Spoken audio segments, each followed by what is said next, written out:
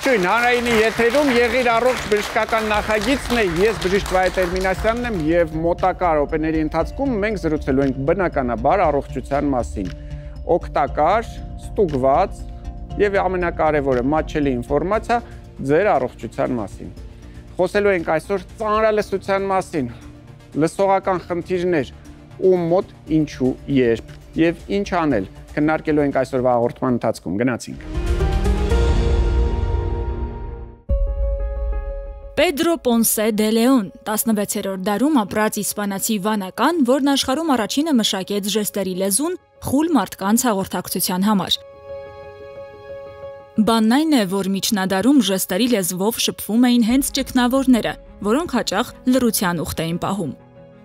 Տարիների ընթացքում մշակելով եւ հարստացնելով իրենց իսկ ստեղծած նշանային լեզուն, ճգնավորները փաստորեն ստեղծեցին ուսուցման առաջին համակարգը, որի շնորհիվ խուլ մարդիկ կարող էին դպրոց գնալ եւ կրթություն ստանալ։ Միջնադարից մինչեւ այսօր ժեստերի լեզուն շարունակում է կատարելագործվել։ Կատարելագործվում են նաեւ խլության բուժման նորարար մեթոդները։ Ժամանակակից կոխլեար իմպլանտները մի քանի ժամում վերադարձնում են կորցրած լսողությունը, ինչպես նաեւ լսելու հնարավորություն են տալիս բնածին խուլ երեխաներին։ Առողջապահության համաշխարհային կազմակերպության 2025 թվականի տվյալներով մոլորակի բնակչության 5%-ը կամ 466 միլիոն մարդ ունի լսողության հետ կապված լուրջ խնդիրներ։ 2023 թվականի առողջապահության նախարարության տվյալներով Հայաստանում լսողության խնդիրներ ունեցող 3187 անձ կա։ Քրոնիկ հիվանդություններ, ականջի կամ գլխի վնասվածքներ, ծխախոտ, վատ էկոլոգիա, աղմուկ։ Առողջապահության համաշխարհային կազմակերպությունը կանխատեսում է արտաքին մի շարք գործոններով պայմանավորված մինչև 2050 թվականը ամեն 5-րդ մարդ կունենա լսողության հետ կապված այս կամ այն խնդիրը։ Իր հերթական զեկույցներից մեկում առողջապահության համաշխարհային կազմակերպությունը հայտարարել է. այսօր 1 միլիարդ մարդ կանգնած է լսողությունը կորցնելու ռիսկի առջև, ինչի պատճառը ականջակալներով բարձր երաժշտություն լսելն է։ Առողջապահության համաշխարհային կազմակերպությունն առաջարկում է, որպեսզի սմարթֆոններն ու թվային նվագարկիչները ստեղծվեն հատուկ համակարգերով, որոնք թույլ կտան սարքին սահմանաչափն անցնելու դեպքում ինքնուրույն իջեցնել երաժշտության ձայնը։ Սրա շնորհիվ նաև ծնողները կկարողանան կարգավորել բարձր երաժշտության ձայնը։ Առողջապահության համաշխարհային կազմակերպության 2025 թվականի տվյալներով աշխարհի 34 միլիոն երեխա ունի հաշմանդամության բերող լսողության լուրջ խնդիրներ։ Եվ այսպես հարգելի հեռուստատողներ, դիմավորենք մեր այսօրվա առաջին հյուրին, քիթ կոկորտ ականջաբան Արայիկ Ղարեբյանն է մեր տաղավարում։ Ողջույն բժիշկ Ղարեբյան։ Բարև ձեզ։ Եվ այսպես մենք խոսում ենք լսողության խնդիրների մասին, բայց մինչև խնդիրներին անցնել, փորձենք հասկանալ, թե ինչպես է ընդհանրապես լսողությունը աշխատում, ինչպես ենք մենք ընկալում ձայները եւ արդյոք բոլոր ձայներն է մարդը կարող ընկալել։ Իհարկե, բոլոր ձայները չի կարող ընկալել, կա ձայների հաճախականություն, որ մարդը կարող է ընկալել, դրանից ձերև եւ դրանից ներքև մեր ականջը չի ընկալում։ Ինչպես ենք մենք լսում, ինչպես ենք ընկալում, մենք ունենք անիմացիա, կուզենայի դուք բացատրեիք։ Լսողական օրգանը ականջը արտաքինից ինքը նման է լոկատորի, այսինքն ձայնային ալիքները հավաքում է իր վրա եւ ալիքները մտնում են արտաքին լսողական անցուղի եւ ձայնը հաղորդում են թմբկաթաղանթին։ Մենք տեսնում ենք թմբկաթաղանթի կտրվածքը եւ թմբկաթաղանթից հետո միջին ականջն է, որտեղ գտնում է մուրճը, սալը եւ ասպանդակը։ Նայեք, նման է մուրճը, սալ եւ ասպանդակ, հարվածները տեղափոխում են արդեն ներքին ականջ, որտեղ կա խխունջ, տեսեք, խխունջի է նման եւ կիսաբոլորակ խողովակներ։ Կիսաբոլորակ խողովակները ապահովում են հավասարակշռությունը մարդու օրգանիզմում, որ մենք կարողանում ենք քայլել եւ կանգնել ու չընկնել, հա, իսկ խխունջը ապահովում է արդեն լսողության ընկալումը։ Կա խխունջի եւ կիսաբոլորակ խողովակների մեջ պարկանման գոյացություն, որի մեջ կա հեղուկ կոչվում է էնդոլիմֆա, ձայնը թմբկաթաղանթից ոսկրիկների միջոցով հաղորդում է ասպանդակի ոտքը տեսակ, շարժվելով ձայնը հաղորդում է արդեն կիսաբան խխունջի մեջ եւ տեսեք խողովակները ներսում, այսինքն կազմված է 3 մասից կտրված խոռոչներով ճանապարհը գնում է եւ էնդոլիմֆան ձայնը հաղորդում է կորցյան օրգանին, որի տատանումները հաղորդում է մազմզուկներին եւ այս մազմզուկներն են, որ ձայնը արդեն նյարդային համակարգի միջոցով ուղարկում են դեպի ուղեղ, որտեղ կատարվում է արդեն ձայնի լսողության այդ ընկալումը, վերցանումը եւ հասկանալը ինչ էին ասում քեզ հենց նոր։ Պասոյ բավականին բարդ մեխանիզմ է։ Եթե մենք տեսնում ենք ընդհանրապես դրսից ականջները, որոնք ինչպես ասենք լոկատորների դեր են կատարում, այսինքն ընդհանրապես հավաքող դերն են, այո, ապա բուն լսողական համակարգը մեր աչքից թաքնված է։ Մանավանդ ներքին ականջում տեսակ հավասարակշռություն եւ լսողություն համատեղ մի օրգանի մեջ ամեն մեկ իր գործը կատարում է ճիշտ, եթե ճիշտ չի կատարում, արդեն գնում ենք բժշկի։ Առաջարկենք մեր հանդիսատեսին քվեարկեն, արդյոք նրանք ժամանակ առ ժամանակ հարց լսելիս ասում են, այ հարցնում են, ասում են, ինչ ներողություն, այսինքն ինչ որ մի բան վատ են լսում, ինչ որ բան չեն ընկալում, փորձենք հասկանալ, թող քվեարկեն եւ ձեզ արդեն հարցը ինչ հաճախությամբ են հանդիպում լսողական խնդիրները ազգաբնակչության շրջանում։ Բավականին շատացել է լսողական խնդիրներ ազգաբնակչության շրջանում, մանավանդ երբ որ մենք սկսել ենք շատ կիրառել լսողական, հա, այն ինչ որ հիմա իմ ականջին դրված է, ձեր ականջին դրված է համապատասխան դեցիբել բարձրության եւ շատ կարճ ժամանակով, իսկ բարձր երաժշտությունը այսպես դժվար է։ Բարձր երաժշտություն 60 դեցիբելից ավել եւ սկսում են չլսել միջավայրում ինչ է կատարվում, ովքեր կան փողոցում, ում հետ էին քայլում, իրենք իրենց ներաշխարհի մեջ քայլում են, այդտեղից է գալիս վթարներ եւ այլ եւ այլ եւ այլ։ Վթարները մի կողմ, բայց լսողությանը ինչքանով են վնաս պատճառում։ Որ մենք այդ լսողական սարքերը դնում ենք ականջին, որպեսզի լսենք, ականջը լոկատորի դերը իր չի կատարում, չէ՞, եւ ձայնը մի անգամից մտնում է խոռոչ, արտաքին լսողական անցուղի, հարվածում է թմկաթաղանթին եւ այն շարժումները, ինչ որ մենք տեսանք, ավելի արագ, ավելի ուժգին, ավելի ցավոտ եւ որոնք բերում են ներվի հոգնածության, վնասման եւ դրա հաշվին արդեն առաջանում է բոլոր այն մազբզուկները, թելիկները բարձր լարվածության տակ աշխատանքի հաշվին վնասվում են եւ առաջանում են արդեն անդառնալի կորուստներ։ Այսինքն ընդհանրապես ականջակալ, ընդհանրապես լավ երաժշտություն, հաճելի, լավ երաժշտություն եւ լսողության կորուստ։ Այո։ Կա ինչ որ կա ոսկի կանոն, ես 1-1։ Չէ, կա ոսկի կանոն 60 դեցիբել եւ 60 րոպեից ոչ ավել։ Եթե մարդը օգտագործում է, կարող է պահպանել իր 60 դեցիբելը մոտավորապես կարող եք նկարագրել։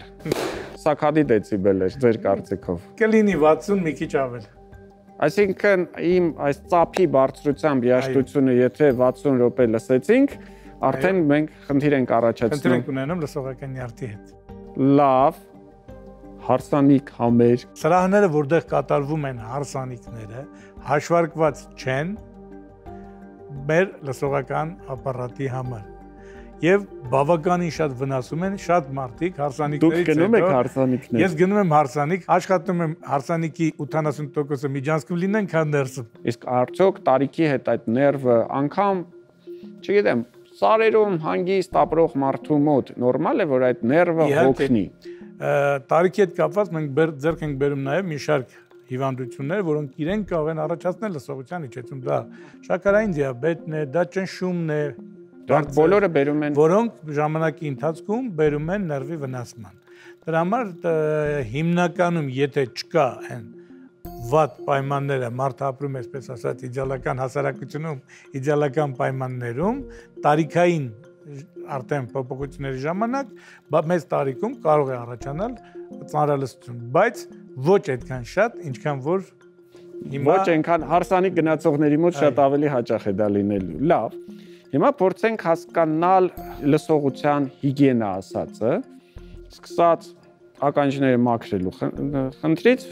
խնամքի խնդրից, վերջացրած նոր արդեն գուցե ինչ-որ դեղամիջոցներ, ինչ-որ օրինակ, չգիտեմ, աչքի պարագայում մենք ասում ենք խոնավեցնող կաթիլներ օգտագործեք, մշտապես բոլորը։ Կա ականջի համար ինչ-որ պրոֆիլակտիկ ինչ-որ միջոց։ Ականջի համար մենք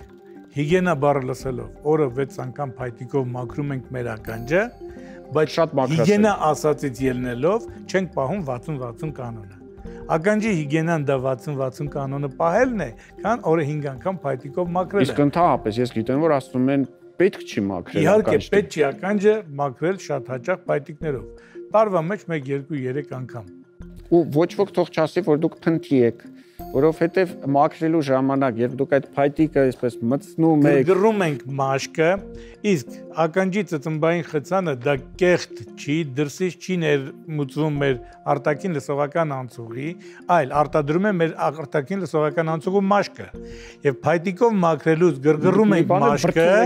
գրգռվելուց ինքը շատ է արտադրվում, այդ շատ արտադրվածը սեղմում ենք ներս ու թմկաթաղանթի վրա առաջանում է արդեն այս թմկաթաղանթը հանել ենք, գտնվում է այստեղ, հա։ Ահա։ Ու այսպես այստեղ հավաքվում է արդեն եւ փակվում է։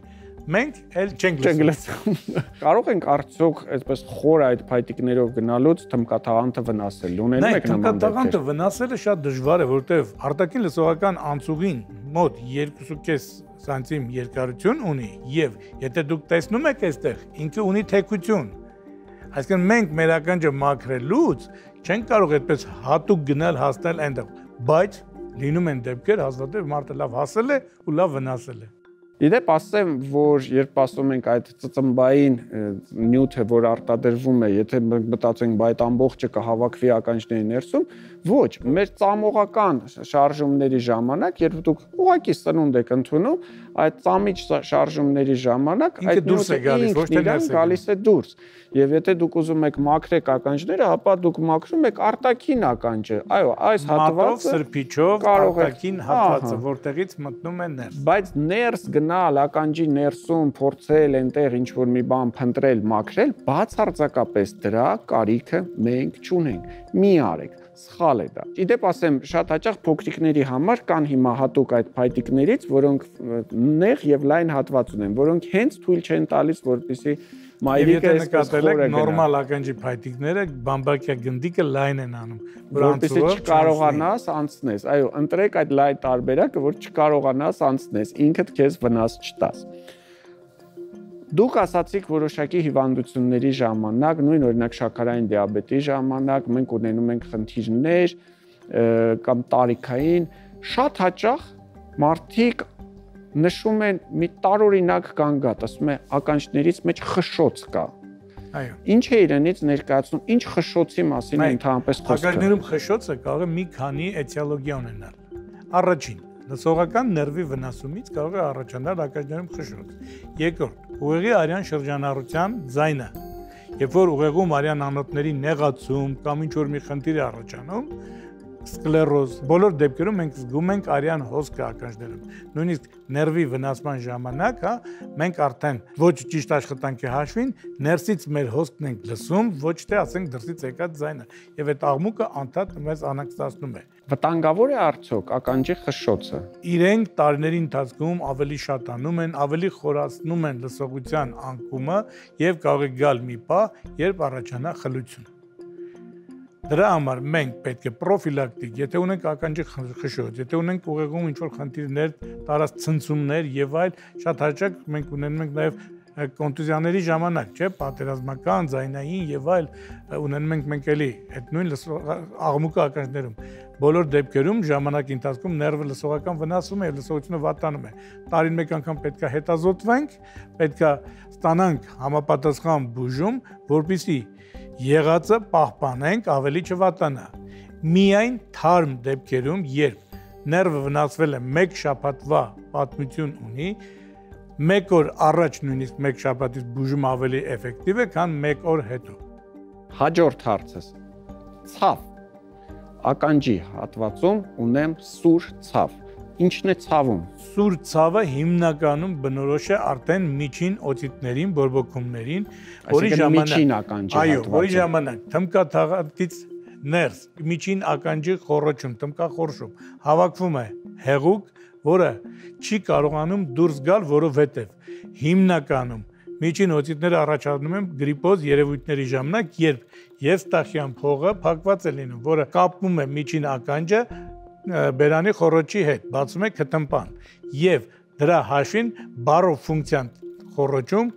կարգավորված է։ Այտուցվեց, փակվեց, բարով ֆունկցիան խանգարվեց, արտադրված բորբոքային հեղուկը դուրս չեկավ, ճնշում է թմկաթաղանթի վրա եւ ճնշելով թմկաթաղանթի վրա այնքան ժամանակ է ցավ լինում, քանի դեռ չի թափածակվել եւ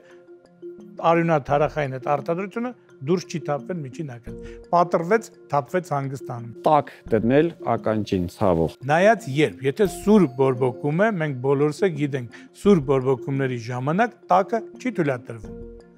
Նույնիսկ եթե ֆիզիոթերապիա ենք անում, հա, գերբարձր հաճախականության հոսանք տակածում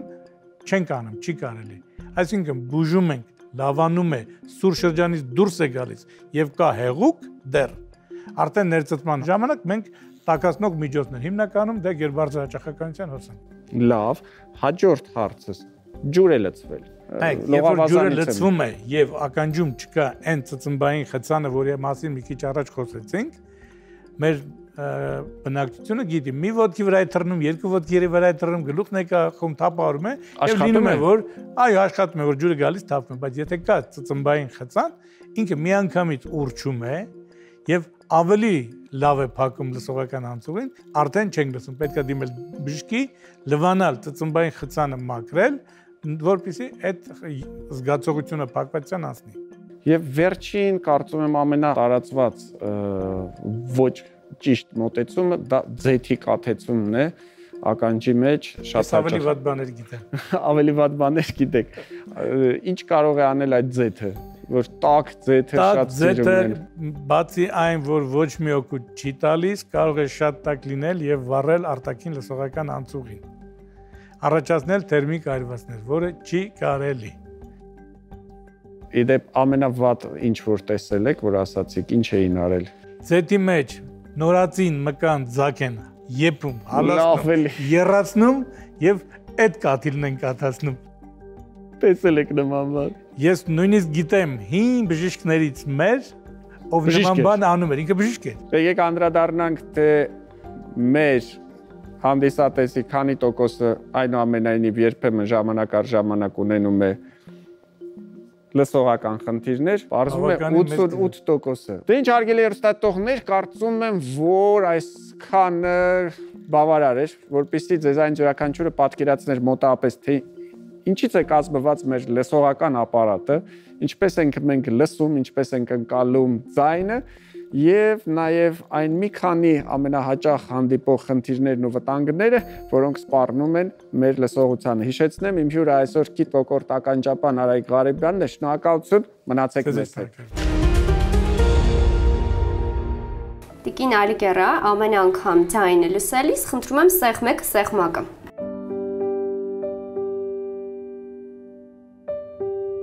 Նորմայում լսողության շեմը պետք է լինի մինչև 25 դեցիբելը, իսկ արդեն երբ լսողության շեմը իջնում է 25 դեցիբելից, գործ ունենք ծանրալսության հետ։ Համաձայն պացիենտի աուդիոգրամմայի ախտորոշվել է երկկողմանի երկրորդ աստիճանի սենսոնևրալ ծանրալսություն։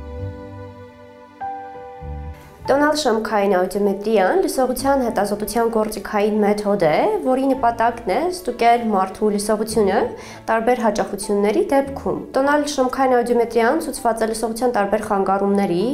ականջներում աղմուկի առկայության դեպքում։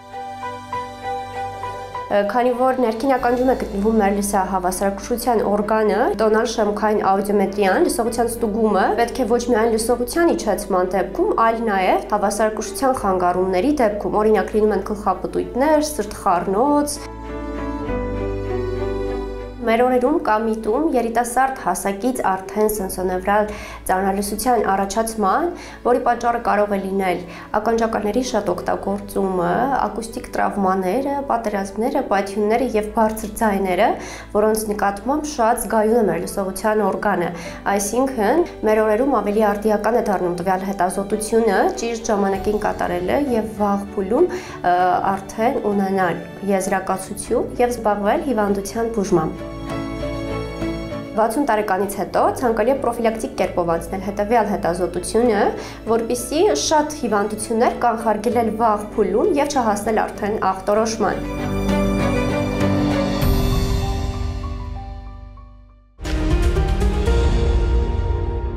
Մեր հաղորդման հովանավորն է պտղաբերության կենտրոնը, որտեղ իրականություն է դառնում զույգերի, ինչպես նաև միայնակ կանանց զավակներ ունենալու երազանքը։ Ծնողների դպրոցն է մեր եթերում, մենք այսօր խոսում ենք ասմայից եւ ասմայի նրբությունների մասին, մեզ կպատմի մանկաբույժ Գայանե Հովհաննիսյան, դիմավորենք։ Ողջույն, Բեժկոյին։ Փորձենք հասկանալ աստման ընդհանրապես ինչ է իրենց ներկայացնում, որքանով է տարածված, որովհետև կարծես թե Հայաստանում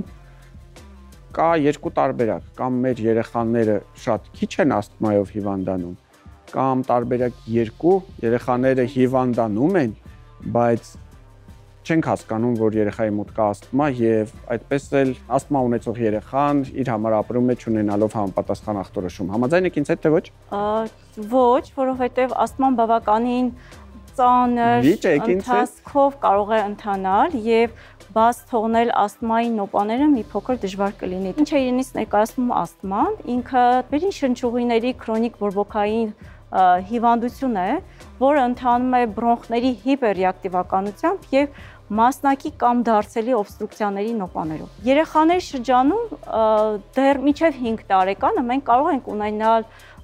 աստմայանման բրոնխիտներ կամ հետագայում բրոնխիալ աստմայի ռիսկին մասին հուշող էպիզոդներ, սակայն աստմա ախտորոշումը արդեն դրվում է 5 տարեկանից հետո, երբ որ կարելի է կիրառել որոշակի թեստեր, որոնք կհաստատեն ախտորոշումը։ Փոքրիկների մոտ մենք ասում ենք քրոնիկական բրոնխիտ, օբստրուկտիվ բրոնխիտների, սուր բրոնխիտների տեսքով կարող է լինել, որը տարեկան մի քանի էպիզոդ կարող է լինել, երբեմն իրենք հանդիսանում են երկարատև հազացող երեխաներ, ովքեր կրած վիրուսից հետո դեռ երկար են հազում կամ առանց արտահայտված վիրուսային նշանների ունեն գիշերային հազեր, խեղդոցի զգացողություն, վիզին կամ սուլող շնչառություն կոչվածը, որոնք կարող են տարբերակ, որ այդ ձեր նշած հիվանդությունները չբուժելու կամ լավ չբուժելու կամ չհետևելու հետևանքով ժամանակի ընթացքում գնան ու դառնան աստմա։ Թե աստման ի սկզբանե աստմա է եւ դա չի կարող իրենք վերաճելելու են աստմայի, եթե որոշակի հաճախականությամբ երեխաների մոտ հայտնաբերում են եւ կա նախատրամադրվածություն կամ ընտանեկան անամնեզը ծանրաբեռնված է, այո։ Որ տարբեր սուր ռեսպիրատոր հիվանդություններ օրինակ կարող են գնալ ու վերջում դառնալ աստմա։ Ինչպես նաեւ տրիգերներ գոյություն ունեն, օրինակ ծխախոտի ծուխը, որը մեր Հայաստանում բավականին լուրջ խնդիր է եւ երկրորդային ծխախոտի, այսինքն երեխայի ներկայությամբ ծխելը եւս հանդիսանում է խնդիր։ Երբ մենք խոսում ենք ծխելու մասին, ես միշտ ասում եմ, ձեր իրավունքն է։ Մենք ձեզ բացատրում ենք, մենք ձեզ ասում ենք, որ դա պետք է խախտել երեխայի իրավունքը։ Մենք ասում ենք, որ դուք դրանով ձեր առողջությանն եք վնաս տալիս, մենք ասում ենք, որ դուք դրանով ձեր կյանքի տևողությունն եք նվազեցնում, բայց վերջը դա ձեր իրավունքն է։ Հիմա ուզում եք ծխեք, ուզում եք, չգիտեմ, ինչ-որ անմիտ բաներ անել, արեք, դա ձեր գործն է։ Բայց երբ որ դուք գնում եք ու ծխում եք ուրիշի մոտ եւ թունավորում եք բացի ձեզանից նաեւ ուրիշին, առավել եւս, երբ որ դուք թունավորում եք անմեղ երեխային, իմ կարծիքով դա հանցագործություն է։ Երեխայի մոտ առողջ ապրելու իրավունքի սահմանափակում։ Այո, եւ երեխային թունավորել, հետո այդ երեխային գրկելացել բոլես գիտես քեզ ինչքան եմ սիրում։ Բայց այսա մի քիչ էլ մոտդ կծխեմ, քեզ մի քիչ էլ կթունավորեմ ու էլի քեզ շատ կսիրեմ, կգնամ քեզ համար կոնֆետներ կառնեմ։ Ամեն դեպքում խորհուրդ կտամ բոլոր նրանց, ովքեր իրենց երեխաների մոտ ծխում են, մի անգամ եւս մտածել, գուցե ինչ որ մի բան փոխվի։ Գուցե չծխել գոնե երեխաների ներկայացում։ Ոնց ենք հասկանում, որ սա կոնկրետ աստմա է, կա ինչ որ հատուկ թեստ, հատուկ անալիզ, որով որ մենք կան հետազոտությունների շարք, որոնք կատարվում են, օրինակ մեր հանրապետությունում Արաբկիր բժշկական կենտրոնն ունի դիսպանսեր, որտեղ ուղղորդում են բոլոր աստմայի կասկածով երեխաները եւ անցնում են որոշակի հետազոտությունների շարք։ Դրանք շնչառական ֆունկցիոնալ թեստերն են, դրանք բրոնխոպրովոկացիոն թեստերն են, ալերգենների պանելային որոշումն է, որոնց հիման վրա արդեն դրում է եզրակացություն երեխայի մոտ աստմայի առկայության կամ ժխտում է կասկածելի ախտորոշում։ Բուժվում է աստման։ Աստման մինչև վերջ չի բուժվում, բայց կարելի է երեխայի կյանքի որակը բավականին լավացնել, եթե կատարվում է բժշկի նշանակմամբ, նեղ մասնագետի նշանակմամբ բազիս թերապիան եւ մայրը գրագետ վարում է սրացումները։ Մեր էկրանի վրա հիմա երևի ամենատարածված միջոցն է, որը որ կիրառվում է սուր նոպաներից հանելու ժամանակ։ Աստմայով երեխաների ծնողները գիտեն, ունեն համապատասխան ցուցում կամ երեխան իր հետ անպայման կրում է եւ գիտի, եթե դա ֆիզիկական ծանրաբեռնվածություն կարող է խթանել եղանակային փոփոխությունները, որոշակի հոտավետ օծանելիք դա կլինի, ծաղիկի բույր կարող է լինել։ Անմիջապես փչում են եւ բավական արագ ռեակցիա են ունենում։ Եթե չունենք արագ ռեակցիա, արդեն երեխան գիտեք ինչ հաճախությամբ քանի անգամ կարող է կիրառել եւ որ դեպքում դիմել շտապ օգնել։ Իրավունք ունենք արդյոք մենք, չգիտեմ, եթե տեսնում ենք երեխա կամ մեծահասակ վազել, օգնել, կա տարբերակը։ Վերջը։ Եթե պացիենտը ի վիճակի է խոսել եւ բացատրել իր հիվանդության մասին, այդ դեպքում կարող ենք օգնել եւ տալ համապատասխան դեղորայք։ Եթե բժիշկ չէ, մենք չենք կարող միջամտություն անել, բայց դեղով ապահովել, եթե նշում է պացիենտը ինչ դեղ օգտագործում, կարող ենք։ Եվ վերջում եւս մեկ անգամ ուզում եմ հիշեցնել, որ ասման վերջը մինչև վերջ չի բուժվում։ Մենք ընդհանրապես կարողանում ենք կարգավորել մարդու կյանքը։ Բայց մենք կարող ենք երկարատև ռեմիսիա կոչված ունենալ, դադար եւ կյանքի որակը բավականին լավացնել, թեթևացնել։ Բայց մենք կարող ենք այդ ասման չունենալ որոշ դեպքերում եւ այո, ապացուցված են տրիգերները։ Շատ հաճախ դրա մեղավորը մեծահասակներն են, որոնք նպաստել են եւ առաջի տեղը գրավում է հենց ծխախոտը։ Ծուխը եւ երկրորդային Խնդրում եմ ձեզ մի արեք նման բան, որովհետեւ այդ երեխան ամբողջ կյանքում կունենա շնչառական խնդիրներ, կունենա ասթմա եւ մեղավորը կլինեք դուք։ Սա ծնողների դպրոցն էր, այսօր դպրոց էինք կանչել ծխող ծնողներին, նրանց անկյուն կանգնացրեցինք, զգուշացրեցինք, հուսով եմ, որ երկրորդ անգամ կարիքը չենք զգա։ Իմ հյուրը այսօր մանկաբույժ Գայանե Հովհաննիսյանն էր, մնացեք մեզ հետ։ Շարունակում ենք հաղորդումը եւ այժմ մենք զրուցում ենք սննդաբան Վարդանուշ Պետրոսյանի հետ, ողջույն։ Բարև ձեզ։ Մեր թեման այսօր կարծում եմ ցանկացած հայկական ընտանիքի համար շատ հարազատ թեմա է, մենք խոսում ենք հացի մասին։ Փորձելու ենք քննարկել լավ բան է, վատ բան է, արժի ուտել, չարժի ուտել, շատ քիչ հաց, ավանդական մեր հացը, եւ մինչև կսկսենք թեման քննարկել, ես ուզում եմ, որպեսզի մեր հանդիսատեսը քվեարկի, արդյոք ամեն օր դուք ուտում եք սպիտակ հաց։ Եվ այսպես, ինչ է իրենց ներկայացնում հացը, կպատմեք հացի մասին։ Ես հացակեր եմ։ Հացը կարող է լինել տարբեր։ Հացը կարող է լինել լավ, կարող է լինել ոչ այնքան։ Կարող է լինել առողջարար եւ ոչ այնքան առողջարար։ Լինելով հայկական խոհանոցի մշակույթի համար հիմնային, որովհետև ցորենը դարերով աճել է Հայաստանում եւ հայերը միշտ թխել են հացի տարբեր տեսակներ, ունենալով լավաշից մինչեւ մատնաքաշը։ Այսինքն ինքը մեր գենետիկ մշակույթի մեջ է։ Կա։ Մենք հացակեր ենք։ Հացակերը գալիս է արդեն մյուս շրջանից, երբ որ կշտանալու բաներ չկա, ուտում ես ավելի շատ հաց, որպեսզի կշտանաս, բայց հույս ունենանք, որ ժամանակները փոխվել են եւ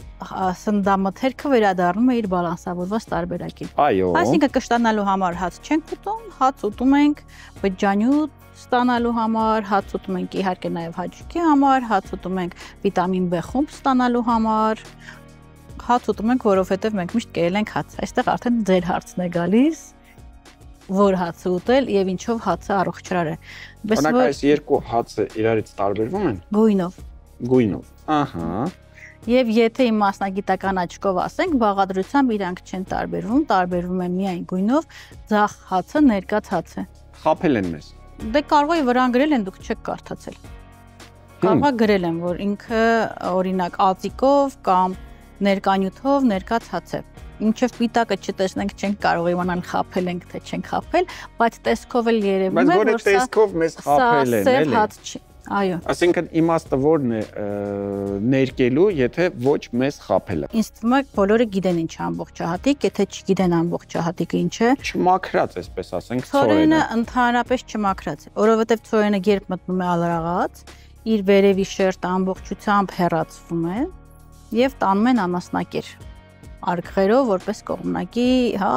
արդյունք։ Իսկ այդ սպիտակ հացը հրուշակագործների ու հացթուխների համար ուղղակի գտածո է, որտեղ ինքը ավելի հեշտ է բարձրանում, իրենց կարելի է նապոլեոն սարքել, շերտավոր խմոր, բիսկվիտ, սև ալյուրը այդքան չի ենթարկվում։ Ու դրա համար երբ մի քանի 100-ամյակ առաջ հայտնաբերվեց այս մեթոդը, հրուշակագործները սկսեցին զարգանալ, որտեղ սել ալյուրով այդքան չեն կարողանում աշխատել։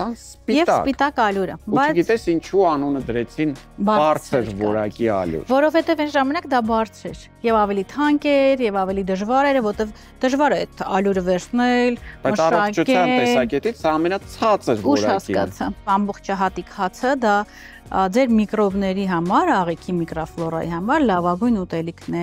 խոլեստերին իջացնելու լավագույն միջոցն է, շաքարը կարգավորելու լավագույն միջոցն է, կշտանալու լավագույն միջոցն է։ Եթե փորձեք ուտել առավոտյան սպիտակ հաց եւ սև հաց, սպիտակ հացից հետո մի կես ժամ հետո դու նորից սովածանում ես, ուզում ես նորից ուտես։ Իսկ սև հացը ամբողջահատիկ հացը 2-ից 3 ժամ քեզ պահում է կուշտ։ Դու կարող ես հացից հոտ քաշել։ Հա Իրանից դեռ գալիս է սև ածիկի հոտը, բայց դրանից ոչ մի հոտ չի գալիս, հացի հոտ էլ չի գալիս, ցորենի հոտ էլ չի գալիս եւ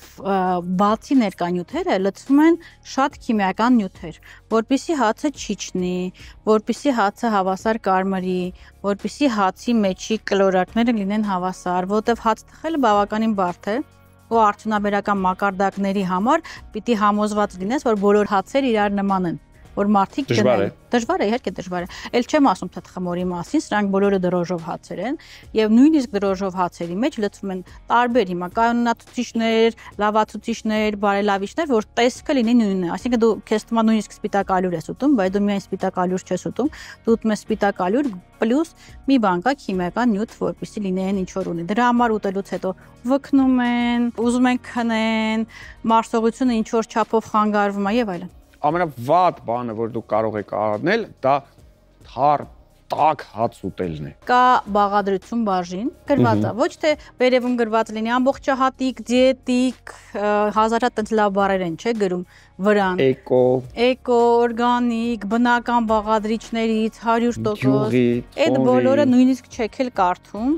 Իջնում եք այո, որ գրած է բաղադրություն։ Դա բաղադրությունն է, ինչ ինքը պարտավոր է գրի ըստ հերթականությամբ, այսինքն առաջին տեղում պիտի լինի այն բաղադրիչը, որ քանակով շատ է։ Եվ ուրեմն պիտի ամբողջահատիկը լինի առաջին տեղում։ Կարող է լինել։ Եթե սկսեց ամբողջահատիկով, չկա հաց հիմա։ Ես իմ փորձից ասեմ, որ ես չեմ տեսել հաց, որտեղ առաջինը խանութում գրված լինի ցորենի ամբողջահատիկ կամ չմշակված ալյուր։ Լավագույն դեպքում երկրորդ, երրորդ տեղում կարող է լինել կամ ցորենի թեփը, կամ ցորենի երկրորդ կարգի ալյուրը, բայց ինքը էլի առաջին տեղում չի։ Դե ինչ հարգելի հեռուստադիտողներ, մենք այսօր խոսում ենք հացի մասին։ Մեր բոլորի տրամադրությունը Վարդան Պետրոսյանը փչացրեց, ասաց, որ Հայաստանում խանութներում դուք լավ հաց չեք կարող գտնել։ Մնաց մի հատ տեսնենք, թե հանդիսատեսը ինչ է անում, արդյոք ամեն օր ուտում է սպիտակ առողջության համար ոչ օգտակար հաց, տեսնենք ինչպիսին են մեր տվյալները։ Ցավոք միայն ամբողջահատիկ առավոտյան ավելացնելով, երեխաների օրինակ սիրտանոթային հիվանդացությունը մեծ տարիքում 30-35% կտրուկ իջնում։ Ուրիշ բան չասենք։ Սա խորհուրդներն էին մեր սննդաբանի կողմից, իսկ մեր տվյալները վկայում են նրա մասին, որ մեր հանդիսատեսի 60%-ը ամեն օր ուտում է այս սպիտակ հացը։ Մենք դες փորձենք համոզել, որ այդպես մի արեք, լավը չի։ Եթե համեմատենք, գոնե փորձեք սև, բայց ոչ սա կոնկրետ, այն ինչ որ մենք այստեղ ունենք, նույնպես լավը չի, սա ընդհանրապես ներկացն է, եթե համեմատենք, երևի սա ավելի վատ է, մի բան էլ արդեն ներկաց է։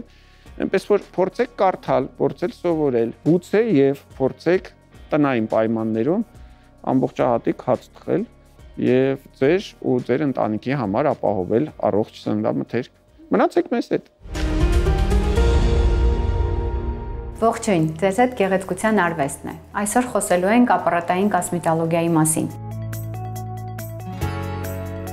Միկրոասեղային ռադիոալիքային հղկումը իրենից ներկայացնում է ասեղների տրավմա, ասեղների ծակոցներ եւ ասեղների եզրերով համապատասխան մաշկի շերտի կետային այրումներ։ Եթե դերմալ շերտում մենք այրում ենք կոլագենը, ապա օրգանիզմը ի պատասխան մեր տված տրավմային սկսում է արտադրել նոր կոլագեն, որի արդյունքում մենք ունենում ենք մաշկի երիտասարդացում, ձգում, մաշկային լոսկուտի կրճատում եւ իհարկե մաշկը ձերբազատվում է այդ փոքրիկ միկրոկնճիռներից։ Միկրոասեղների երկարությունը մենք ենք որոշում։ Եթե ուզում ենք մաշկի երիտասարդացնող միջամտություն, ապա միկրոասեղների երկարությունը պետք է վերջանան այն շերտում, կոնկրետ դերմայում, որտեղ գտնվում է էլաստինը եւ կոլագենը, որը տալիս է մեր մաշկին տոնուս եւ առածկականություն։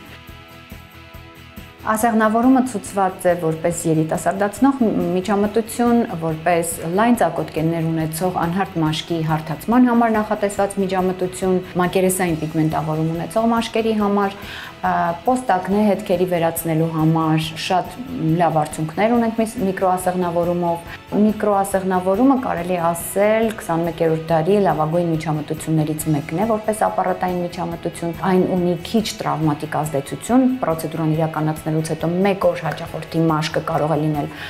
վարդագույն, իսկ հաջորդ օրվանից կարող է հաճախորդը զբաղվել իր սովորական առօրյայով։ Միկրոասեղնավորումը արվում է տարվա մեջ 3-4 անգամ։ Միջամտությունը հիմնականում կարելի է անել ոչ արևային եղանակներին կամ եթե նույնիսկ արվել է, ապա արևայրուք չի թույլատրվելու մոտակա 2-3 շաբաթ եւ միջամտությունից հետո 2-3 շաբաթ հետո նոր տեսնում ենք արդյունքը, որովհետեւ մենք սպասելու ենք կոլագենի սինթեզ, իսկ կոլագենի սինթեզը սկսում է 3-րդ շաբաթից սկսած։